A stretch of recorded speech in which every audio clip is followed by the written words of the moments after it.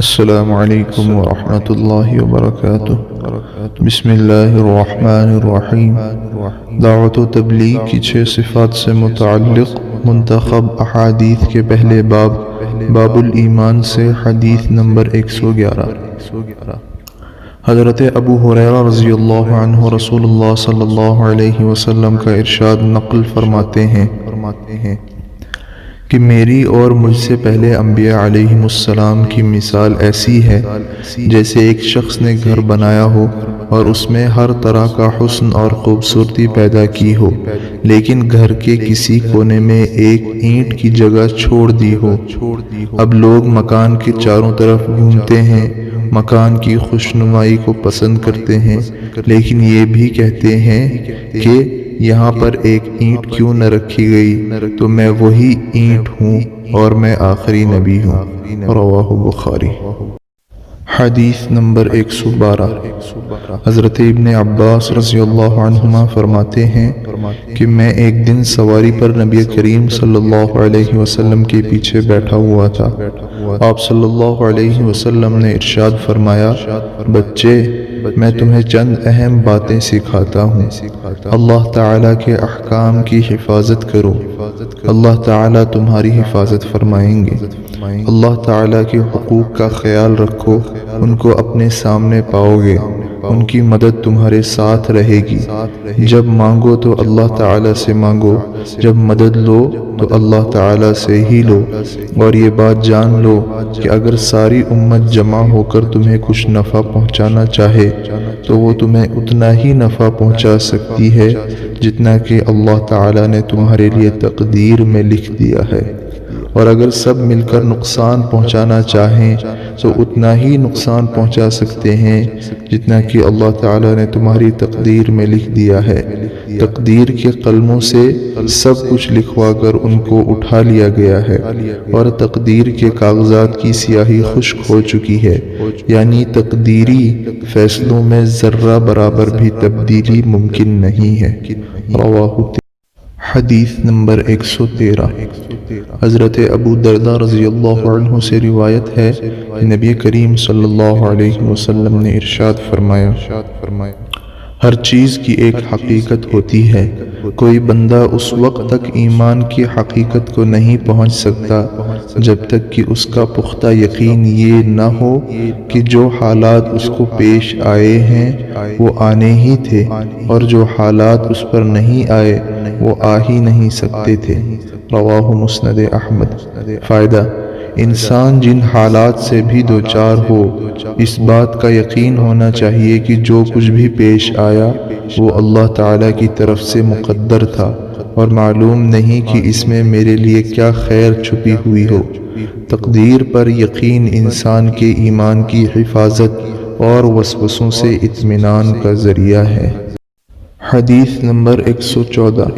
حضرت عبداللہ بن عمرو بن عاص رضی اللہ عنہما فرماتے ہیں کہ میں نے رسول اللہ صلی اللہ علیہ وسلم کو یہ ارشاد فرماتے ہوئے سنا، اللہ تعالیٰ نے زمین و آسمان بنانے سے 50,000 سال پہلے تمام مخلوقات کی تقدیریں لکھ دیں۔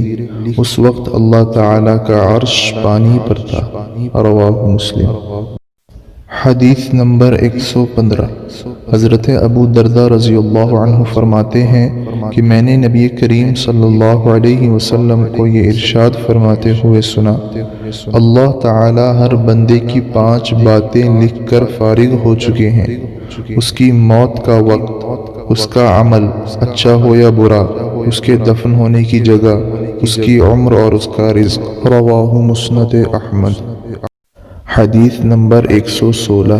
حضرت عمرو بن شعیب اپنے باپ دادا کے حوالے سے روایت کرتے ہیں کہ نبی کریم صلی اللہ علیہ وسلم نے ارشاد فرمایا، کوئی شخص اس وقت تک مومن نہیں ہو سکتا جب تک کہ ہر اچھی بری تقدیر پر کہ وہ اللہ تعالیٰ کی طرف سے ہے ایمان نہ رکھے۔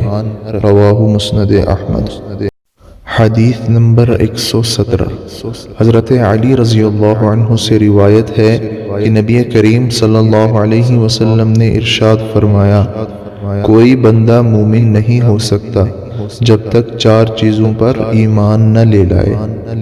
نمبر 1، اس بات کی گواہی دے کہ اللہ تعالیٰ کے سوا کوئی ذات عبادت و بندگی کے لائق نہیں، اور میں محمد صلی اللہ علیہ وسلم اللہ تعالیٰ کا رسول ہوں، انہوں نے مجھے حق دے کر بھیجا ہے۔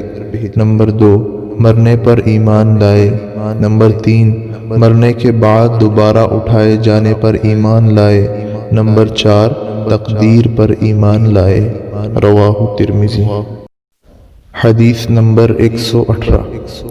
حضرت ابو حفصہ رحمۃ اللہ علیہ روایت فرماتے ہیں کہ حضرت عبادہ بن صامت رضی اللہ عنہ نے اپنے بیٹے سے کہا، میرے بیٹے، تم کو حقیقی ایمان کی لذت ہرگز حاصل نہیں ہو سکتی جب تک کہ تم اس کا یقین نہ کر لو کہ جو کچھ تمہیں پیش آیا ہے تم اس سے کسی طرح بھی چھوٹ نہیں سکتے تھے، اور جو تمہیں پیش نہیں آیا وہ تم پر آ ہی نہیں سکتا تھا۔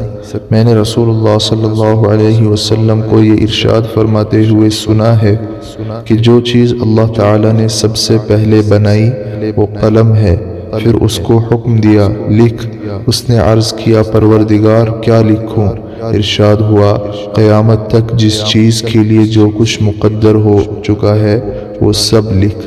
حضرت عبادہ بن صامت رضی اللہ عنہ نے کہا، میرے بیٹے، میں نے رسول اللہ صلی اللہ علیہ وسلم کو یہ ارشاد فرماتے ہوئے سنا ہے کہ جو شخص اس یقین کے علاوہ کسی دوسرے یقین پر مرے گا اس کا مجھ سے کوئی تعلق نہیں ہے۔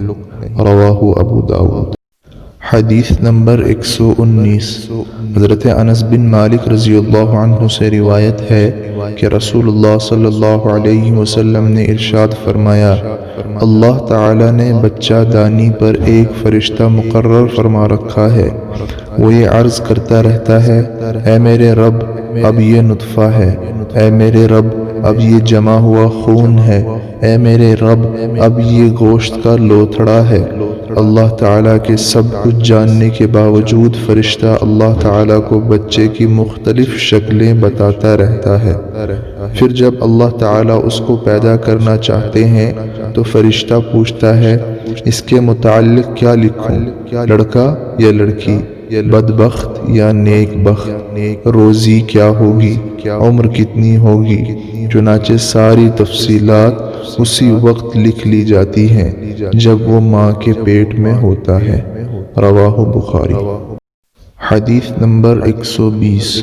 حضرت انس رضی اللہ عنہ روایت کرتے ہیں کہ رسول اللہ صلی اللہ علیہ وسلم نے ارشاد فرمایا، جتنی آزمائش سخت ہوتی ہے اس کا بدلہ بھی اتنا ہی بڑا ملتا ہے، اور اللہ تعالیٰ جب کسی قوم سے محبت کرتے ہیں تو ان کو آزمائش میں ڈالتے ہیں، پھر جو اس آزمائش پر راضی رہا اللہ تعالیٰ بھی اس سے راضی ہو جاتے ہیں، اور جو ناراض ہوا اللہ تعالیٰ بھی اس سے ناراض ہو جاتے ہیں۔